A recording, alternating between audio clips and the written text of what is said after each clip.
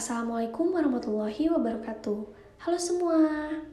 Di sini kami akan membawakan materi mengenai sejarah humas pemerintah dari masa ke masa. Sebelum masuk ke materi, saya akan memperkenalkan anggota kelompok terlebih dahulu. Pertama, perkenalkan nama saya Wardah Lutfi dan selanjutnya Saya Dewi Firandra Wina. Saya Putri Nisha Dwi Maharani. Saya Atika Nur Amalina. Setelah perkenalan, ayo kita simak materi mengenai sejarah humas pemerintah dari masa ke masa. Sejarah humas pemerintah dari masa ke masa. Era Presiden Soekarno. Sejarah humas pemerintah di Indonesia sendiri tidak bisa lepas dari perkembangan dan keberadaan Kementerian Penerangan. Pada masa pemerintahan Presiden Soekarno dan Presiden Soeharto di awal masa kemerdekaan Indonesia, Kementerian Penerangan diberikan tugas sebagai lembaga yang menjalankan fungsi humas, serta bertindak sebagai juru bicara pemerintah dan sebagai pembina atau koordinator humas di lingkungan pemerintah. Kehadiran Kementerian Penerangan semakin lengkap ketika Radio Republik Indonesia atau RRI dan Berita Film Indonesia atau BFI masuk dalam jajaran Kementerian Penerangan. Meskipun pada awal bergabungnya RRI menimbulkan pro dan kontra, namun setelah dilakukan diskusi dan juga musyawarah, pada akhirnya RRI disetujui untuk masuk di Kementerian Penerangan. Kalangan RRI yang menginginkan masuk ke Kementerian Penerangan bisa dipahami karena kala itu RRI merupakan media komunikasi yang efektif. Era Presiden Soeharto. Terjadinya pergeseran pimpinan pemerintahan mengakibatkan perbedaan kebijakan. Pada masa inilah humas pemerintah di tingkat kementerian dan lembaga mulai mendapat tempat. Salah satu alasannya agar lembaga informasi dan komunikasi pemerintah tidak lagi dipandang sebagai lembaga indoktrinasi dan propaganda sebagaimana terjadi pada masa pemerintahan sebelumnya.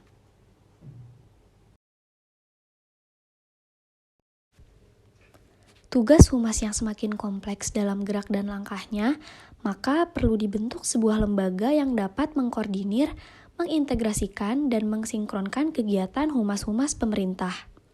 Akhirnya, dalam rapat musyawarah antar humas departemen dan lembaga yang diadakan pada tanggal 6 Desember tahun 1967, peserta rapat sepakat membentuk lembaga koordinasi yang kemudian disebut dengan Badan Koordinasi atau yang kita kenal dengan sebutan BAKOR.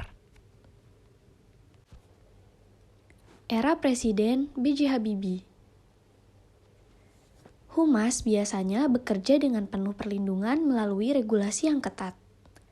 Pada era reformasi, humas harus bekerja dalam situasi yang bebas, transparan, dan dalam kondisi masyarakat yang mudah mendapatkan akses informasi.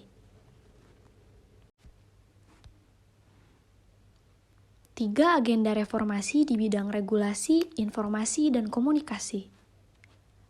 Ada 3 agenda reformasi di bidang regulasi, informasi, dan komunikasi, yaitu yang pertama, Undang-Undang Pers yang bebas, yang kedua, Undang-Undang yang mengatur bidang penyiaran, dan yang ketiga, Undang-Undang yang mengatur kebebasan memperoleh informasi publik.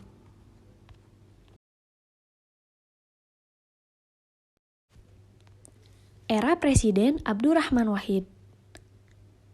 Mengingat pemerintah perlu berkomunikasi baik dengan masyarakat, maka diangkatlah juru bicara presiden. Gus Dur adalah presiden pertama yang mengangkat juru bicara.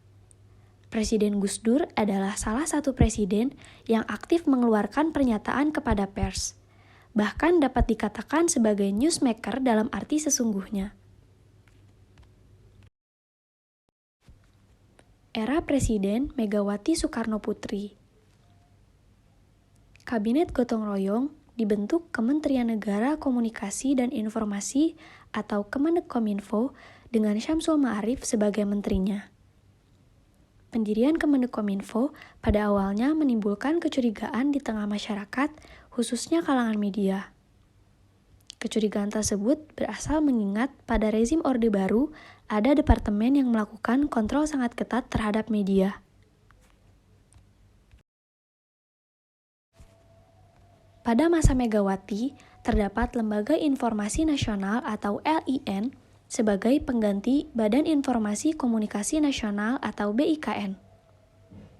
LIN adalah lembaga operasional yang menjalankan government public relations sampai tingkat bawah. Dengan demikian, secara konseptual, Kemenkominfo adalah perumus kebijakannya, sedangkan LIN melaksanakannya. Namun, sayangnya, Kemenkominfo dan LIN yang diharapkan menjadi government public relations belum berjalan semestinya.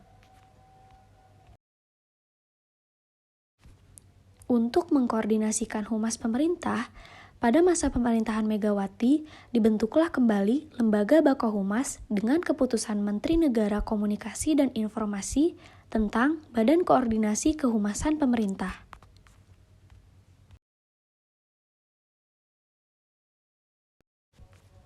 Era Presiden Susilo Bambang Yudhoyono. Setelah dilantik menjadi presiden pada tanggal 20 Oktober tahun 2004, Presiden Susilo Bambang Yudhoyono mengumumkan peningkatan Kabinet Kemenkominfo menjadi Departemen Komunikasi dan Informatika atau Depkominfo. Sesuai dengan Peraturan Presiden Nomor 9 Tahun 2005, tanggal 31 Januari 2005 tentang kedudukan, tugas, fungsi, susunan organisasi, dan tata kerja Kementerian Negara Indonesia. Depkominfo membantu Presiden dalam menyelenggarakan sebagian urusan pemerintahan di bidang komunikasi dan informasi. Depkominfo yang dibentuk merupakan gabungan dari Kemenkominfo, LIN, dan Dirjen Pos dan Telekomunikasi atau Postel yang dulu merupakan salah satu dirjen di Departemen Perhubungan. Era Presiden Joko Widodo. Seiring berjalannya waktu, perkembangan humas pemerintah ikut berkembang, mengikuti arus globalisasi yang dikenal sebagai era digital atau revolusi industri. Revolusi industri membawa kita pada berkembangnya potensi untuk melakukan transformasi pada semua aspek kehidupan sehari-hari. Salah satu peran penting humas di masa kini yaitu dalam bentuk konferensi pers. Saat wabah virus corona menimbulkan kehebohan besar di masyarakat, berbagai informasi terkait virus tersebut bermunculan di tengah masyarakat, baik informasi yang benar maupun informasi yang salah.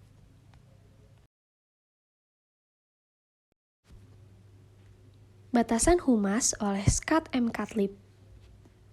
Scott M. Catlip memberi batasan humas pemerintah adalah fungsi manajemen yang sah, yang membantu menjadikan badan, departemen, dan entitas publik lainnya tanggap terhadap warga dan semua ini tercipta untuk mereka. Dalam batasan ini, tegas dinyatakan bahwa humas pemerintah merupakan fungsi manajemen yang tugasnya membantu organisasi di lingkungannya untuk tanggap terhadap warga secara timbal balik. Artinya, humas pemerintah juga bertugas menerima masukan dari warganya. Selanjutnya yaitu ciri khas praktik humas pemerintah. Ciri khas praktik humas pemerintah ada 4, yaitu yang pertama, sifat pelayanan, yakni pelayanan publik. Ciri khas humas pemerintah yang fokus sebagai pelayanan publik juga dinyatakan di Permenpan RB nomor 30 tahun 2011, bab 2 poin E tentang prinsip dasar humas pemerintah. Jika dikaitkan dengan peran manajerial, yakni peran problem solving facilitator, maka implementasi humas berdasarkan Permenpan RB tersebut adalah humas mesti mendorong agar fungsi pelayanan publik mampu memenuhi kebutuhan publik untuk mendapatkan pelayanan yang baik. Humas mesti menjadi mediator lembaga dan publik dalam proses pelayanan publik. Fungsi mendorong dan mediator aktivitas pelayanan publik ini bisa dijelaskan jika humas berperan manajerial. Yang kedua, produk pelayanan bersifat wajib dan mengikat. Contohnya, seperti harus membayar pajak, mengurus KTP atau SIM, mengurus KK, atau ikut menyukseskan pemilu. Hal-hal tersebut merupakan hal yang wajib. Akibatnya, lembaga pemerintah harus benar-benar melayani dengan baik. Yang ketiga, sifat sasaran.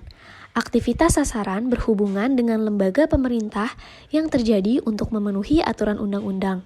Contohnya, membuat KTP karena diperintahkan oleh undang-undang agar setiap orang mempunyai KTP. Klaim atau tuntutan bisa dilakukan oleh masyarakat, bukan hanya dilakukan oleh seseorang yang sedang berurusan dengan pelayanan publik. Contohnya, pengurusan KTP yang lambat, banyak pungli, dan lain sebagainya. Sasaran adalah warga yang mempunyai hak dilayani karena membayar pajak dan sebagai pemilik kedaulatan negara. Pemerintah hanya alat negara memenuhi kebutuhan masyarakat.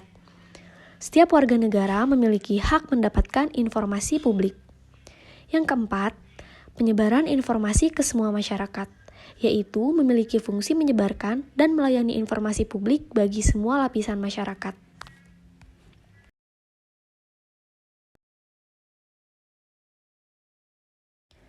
Tujuan humas pemerintah.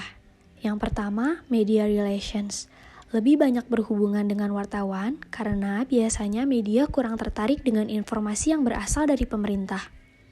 Yang kedua, public reporting. Bagian penting dari tujuan humas pemerintah adalah melaporkan kepada masyarakat setiap kegiatan yang dilakukan melalui berbagai media, baik cetak, elektronik, maupun media tatap muka. Yang ketiga, responsiveness to the public. Yang keempat, increasing the utilization of services and product. Yang kelima, public education and public services campaign.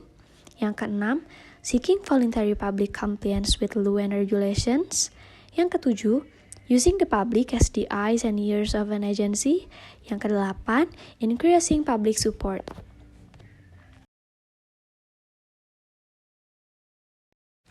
F. Rahmadi menyatakan bahwa tugas pemerintah ada 4, yaitu yang pertama, memberikan penerangan dan pendidikan kepada masyarakat tentang kebijakan. Yang kedua, memberikan bantuan kepada media berita berupa bahan-bahan informasi mengenai kebijakan. Yang ketiga, mempromosikan kemajuan pembangunan ekonomi dan kebudayaan yang telah dicapai. Dan yang terakhir, memonitor pendapat umum tentang kebijakan pemerintah.